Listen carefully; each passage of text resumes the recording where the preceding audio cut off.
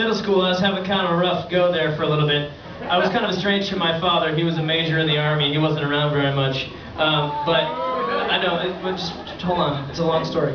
But anyway, my mom actually had passed away a few years back, and it was kind of a strain, and we weren't getting along very well. My dad and I, he was kind of distant, and I was kind of off my own world. He yelled at me. I was getting in trouble for not paying attention in school. I was getting accused of drawing horses, and I was like, they were unicorns. But anyway, yeah, hold on. Anyway, so I had to, on my way to school, and these guys would always beat the crap out of me, and they'd always, without fail, every single day, they would throw my ass in a dumpster and, take my lunch money. It was pretty bad.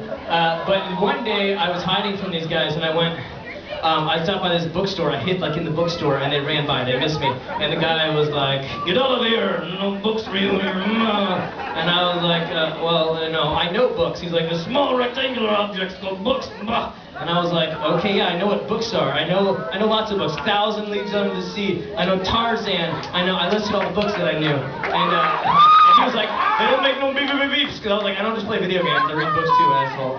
And anyway, so he was like, and I saw this one book on his desk, and I was like, "Well, what's that book all about?" And he covered it up. He's like, "This book is not for you." But then he mysteriously went into the back to get a phone call.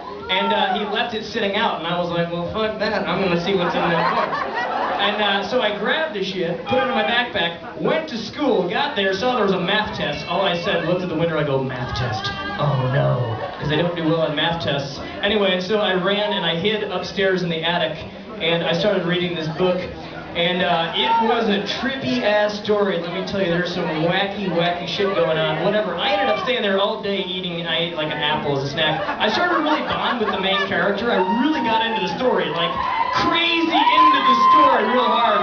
There was horses and a swamp, and there was this giant guy made of rocks and shit.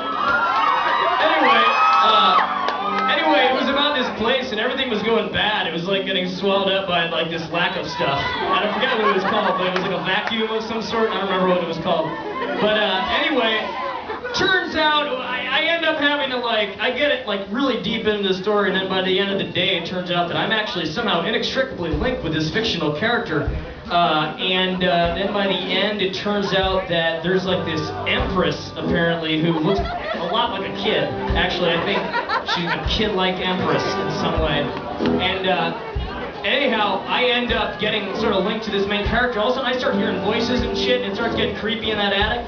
Whatever, one thing leads to another. I end up having to save this whole thing by yelling out my deceased mother's name out the window into the rain. It was 5 syllables. I didn't even know what it was. It's such a long name. And it basically saved the Empress's life, because all she needed was a name, and then we were in this weird dark room, and she had a grain of sand, and I started making wishes. All of a sudden, I'm riding on the back of a fucking white dog over this mountain.